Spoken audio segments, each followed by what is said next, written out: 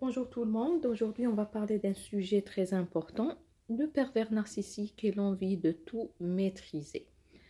Un sujet très important parce que plusieurs personnes en souffrent et la souffrance de la victime ici, c'est une souffrance silencieuse, que ce soit au travail, en famille, en couple, relations parents-enfants, relations entre sœurs et frères, voilà, donc relations professionnelles. On va voir tous ces points-là. Donc le pervers narcissique est un terme utilisé pour décrire une personne qui a un comportement manipulateur et dominateur, égocentrique, mégalomane, souvent en raison de traits narcissiques. Voici quelques points clés à propos de ce type de personnalité et de leurs besoins de contrôle. Ici, c'est un petit rappel sur la personnalité narcissique. Après, on va entamer le sujet, donc l'envie de tout maîtriser et de tout contrôler. Donc, la première caractéristique, c'est la manipulation. Le pervers narcissique utilise des techniques de manipulation pour contrôler les autres. Cela peut inclure la dévalorisation, le gaslighting, manipulation mentale et le mensonge. Deuxièmement, manque d'empathie. Donc كما حنا نقولوا عديم الإحساس ما يحسش ما عندوش مشاعر. Voilà, ces individus montrent souvent un manque d'empathie, ce qui les rend incapables de comprendre ou de se soucier des sentiments des autres. Troisièmement, besoin de contrôle, notre sujet d'aujourd'hui. Donc, besoin de contrôle et de tout maîtriser. Ils cherchent à contrôler les situations et les personnes autour d'eux pour maintenir un sentiment de pouvoir et de supériorité. Flatterie et charme. Donc, au début d'une relation, ils peuvent se montrer très charmants et flatteurs pour gagner la confiance de leur cible.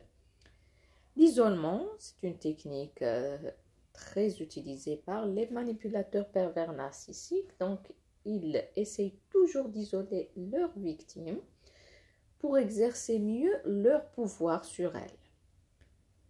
Donc, ils isolent leurs victimes de leur entourage, les rendant plus dépendantes et vulnérables.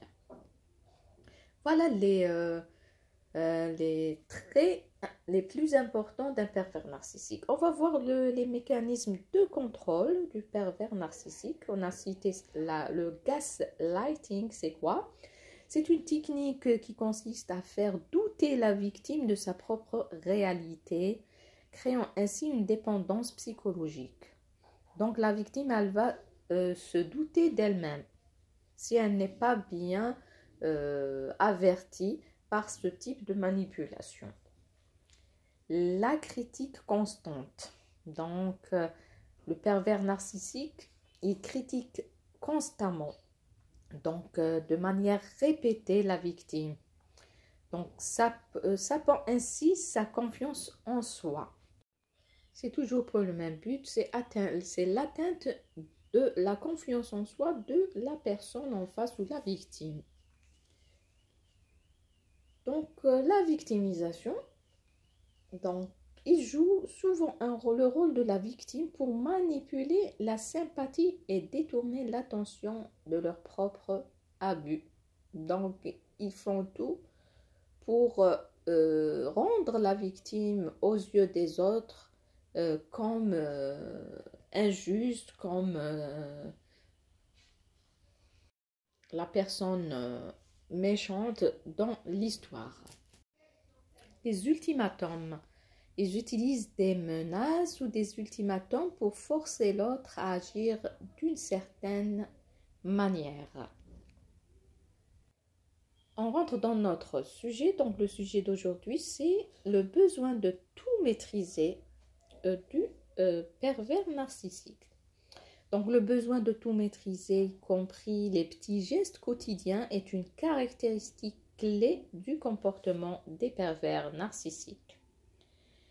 Voici quelques points supplémentaires sur ce phénomène. Le contrôle des petits gestes. Surveillance constante.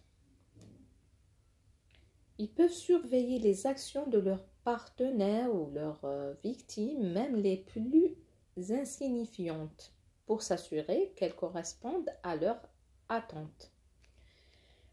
Ici, les victimes qui ont vécu avec un pervers narcissique connaissent très bien cette situation. Ils vont comprendre très bien ce que je vais dire. Donc, il y a toujours une sorte de contrôle constant sur la victime, sur les petits gestes, pour les petites paroles, sur des détails. Donc la victime, elle va se sentir tout le temps surveillée. On dirait il y a des caméras de surveillance, on dirait qu'elle est en garde à vue, on dirait qu'elle est sous contrôle judiciaire, elle est contrôlée H24. Tous les gestes, tous les mots, même la réflexion, je sais pas, il y a les détails du quotidien. Donc le pervers narcissique ne zappe rien. Critique des comportements. Les pervers narcissiques critiquent les gestes quotidiens comme la manière de s'habiller, de parler ou d'interagir avec les autres afin de renforcer leur contrôle. Ils se sentent toujours supérieurs. Donc c'est pour ça les personnes perverses narcissiques, elles se donnent le droit de tout critiquer, de donner leur avis, d'imposer leur avis plutôt. Donc, ils ne donnent pas leur avis, ils imposent leur avis. Donc, ils aiment l'imposition de leurs préférences. Ils imposent ils essaient toujours d'imposer leurs propres préférences sur la manière dont les tâches doivent être effectuées, créant un environnement où la victime se sent obligée de se conformer. Manipulation émotionnelle. En faisant sentir à la victime qu'elle ne fait jamais rien de bien, ils renforcent leur pouvoir sur elle, la rendant plus dépendante. On le voit surtout chez les parents narcissiques et leurs enfants. Les effets sur la victime ou les effets sur le contrôle et l'envie de tout maîtriser sur la victime. Donc, perte de confiance, anxiété et stress, isolement. Donc, surtout si la victime est un enfant, un adolescent, un jeune qui n'a pas beaucoup d'expérience. Comment réagir? Donc, il y a quelques conseils, mais c'est difficile. En pratique, c'est très difficile que la victime confronte ce genre de manipulation de comportement.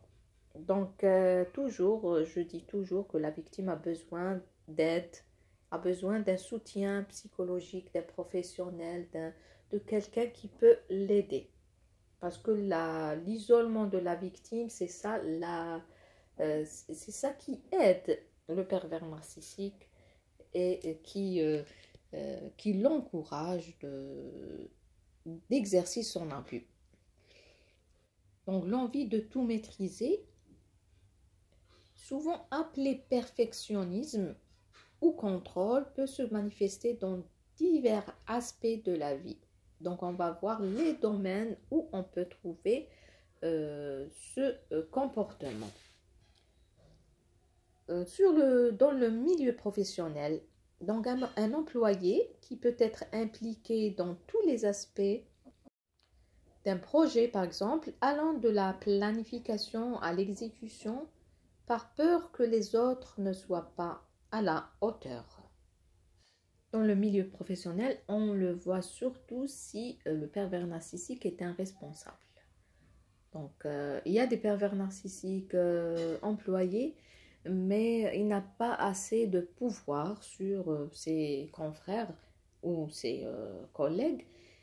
Donc, le pervers narcissique responsable, il va bien exercer cette technique, donc de tout contrôler, de tout maîtriser. Donc, il a une excuse, c'est lui le responsable, donc il a cette excuse-là. Dans les relations personnelles, une personne qui tente de contrôler les décisions de ses amis ou de sa famille, pensant que ses choix sont toujours les meilleurs. Donc, ils se sentent supérieurs et leurs choix sont les meilleurs. Donc, ils tentent à changer la vie des autres ou de contrôler leurs choix. La gestion du temps. Quelqu'un, donc le pervers narcissique, qui planifie chaque minute de sa journée avec des listes détaillées pour s'assurer que tout se passe comme prévu, sans laisser de place à l'imprévu. Quatrièmement, le parenting, donc ça vient du mot parent, donc un parent qui veut tout contrôler dans la vie de son enfant, des activités extrascolaires, au choix de carrière pour s'assurer qu'ils réussissent. Vous allez me dire que les parents, ils ont le droit de choisir la carrière de leur enfant, oui, mais sans faire de la pression. Donc, c'est-à-dire, on le conseille, on essaie de l'orienter, mais pas par la pression, par la manipulation, par les menaces, par le chantage affectif, etc. Il y a un autre point, c'est quand le pervers narcissique suit un régime ou un régime alimentaire strict ou un programme de bien-être, un exercice physique rigide. Il va essayer de l'imposer à son partenaire ou à son entourage ou à sa victime. Donc, il y a beaucoup d'exemples. Par exemple, un homme, je connais un couple, donc dont le mari est pervers narcissique, il y a l'envie de tout maîtriser et de tout contrôler, c'est la caractéristique majeure du pervers narcissique. Je connais beaucoup d'histoires sur ou des témoignages sur ça, mais je dois prendre l'autorisation donc des personnes, des victimes, donc des personnes qui m'ont confié leur souffrance avec les pervers narcissiques. Donc, avant de les publier, je dois prendre leur consentement. Bien sûr, je ne vais pas mettre leur vrai nom, mais il faut être correct quand même. On demande toujours l'autorisation des autres, même si c'est anonyme, mais je respecte la vie privée des autres. Donc, ça sera très intéressant parce que c'est des témoignages vraiment qui démontrent mathématiquement le pervers narcissique et son contrôle et son machiavélisme. Le désir de tout contrôler peut avoir des conséquences significatives sur les personnes qui en sont victimes. Premièrement, le stress et l'anxiété.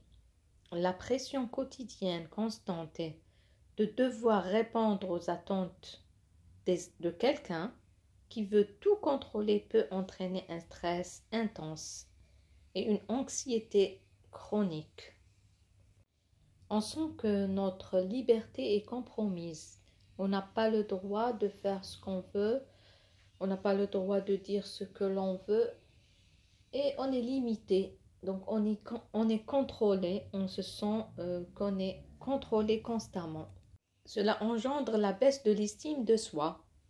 Les victimes peuvent commencer à douter de leurs compétences et de leurs valeurs en pensant qu'elles ne sont pas à la hauteur, elles ne sont pas à la hauteur des standards imposés. Conflit relationnel. Le besoin de contrôle peut générer des tensions et des conflits dans les relations car la victime se sent étouffée ou non écoutée. Vouloir dominer une personne dans une relation, ce n'est pas un comportement authentique et sain. Donc, ça va engendrer toujours de la pression, de l'anxiété, de la haine, du conflit, etc. La dépendance émotionnelle. Les victimes peuvent devenir dépendantes de la personne qui contrôle, craignant de prendre des décisions par elles-mêmes ou de faire des choix indépendants.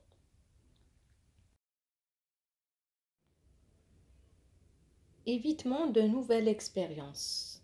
Donc la victime devient une personnalité évitante. Dans certains cas, la peur de ne pas répondre aux attentes peut amener les victimes à éviter de nouvelles situations ou défis, limitant leur croissance personnelle.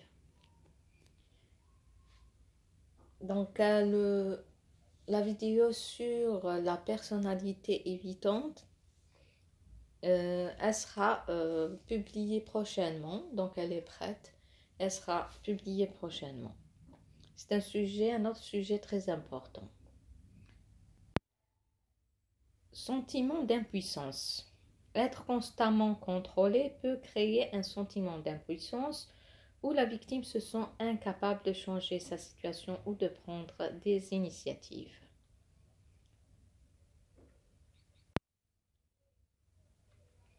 L'isolement social. Les victimes peuvent s'éloigner de leurs amis et de leur famille, ressentant qu'elles ne peuvent pas partager leurs véritables sentiments ou expériences. Et dans certains cas, il y a des problèmes de santé mentale. À long terme, ces effets peuvent contribuer à des problèmes de santé mentale plus graves tels que la dépression ou des troubles anxieux. Donc vous voyez les dégâts qui résultent d'une relation toxique avec un pervers narcissique. Donc ça reflète le machiavélisme de cette personne. C'est un diable, c'est une personne toxique qui veut ruiner, qui veut dévaloriser, qui veut régner au détriment des autres. Donc voilà, grosso modo, les conséquences de la manipulation ou du contrôle du pervers narcissique. Donc ces conséquences montrent l'impact profond que peut avoir le besoin de contrôler sur la vie des autres et soulignent l'importance de relations équilibrées et respectueuses. Après tout problème, on propose des solutions. Comment peut-on échapper à cette manipulation ou ce contrôle du pervers narcissique? Donc, échapper au contrôle d'un parent, d'une grande sœur ou d'un responsable ou d'un pervers narcissique d'une façon générale peut être complexe et délicat, surtout si vous ne voulez pas nuire à vos relations. Voici quelques suggestions pour gérer la situation. Premièrement, la communication dans la mesure du possible, mais ça sera très difficile avec une personne toxique, puisque ça ne sert à rien de parler de vos sentiments et de vos besoins à un pervers narcissique. Donc, il est égocentrique, il n'entend que sa voix, donc il est têtu, il fait ce qu'il veut lui-même. Voilà, donc il ignore les sentiments et les besoins des autres. Donc, mais quand même, on cite toujours la communication. Donc, si on est bien suivi par un professionnel, donc on peut dialoguer avec ce pervers narcissique et s'imposer dans la mesure du possible, bien sûr. Il faut fixer des limites. Des fois, on nous dit d'obéir au pervers narcissique pour ne pas avoir sa maltraitance, mais c'est faux. Non, je regrette. Donc, il faut définir clairement ce qui est acceptable pour vous. Cela peut aider à établir des frontières saines. Il faut toujours établir les frontières, même au détriment de quelques dégâts, donc les dégâts d'une guerre avec un pervers narcissique. Gardez la confiance en soi, donc montrez que vous êtes responsable, plus ils vous font confiance, plus ils seront susceptibles de vous laisser de l'espace. Il faut être confiant. Il faut s'affirmer. Cherchez des compromis. Proposez des solutions qui répondent aux préoccupations de l'autre, tout en vous permettant de maintenir votre indépendance. Trouvez des soutiens, si possible, parlez à un ami ou à une autre personne ou en qui vous avez confiance pour obtenir des conseils. Être patient. Dans la plupart des cas, on n'a pas le choix, donc il faut être patient. Donc le changement de dynamique peut prendre du temps. Soyez patient et persévérez dans vos efforts. Donc voici le sujet de vouloir tout contrôler par le pervers narcissique. Donc le besoin de contrôle et de tout maîtriser. C'est un sujet très important. Je vous souhaite bon courage et à la prochaine. Ciao.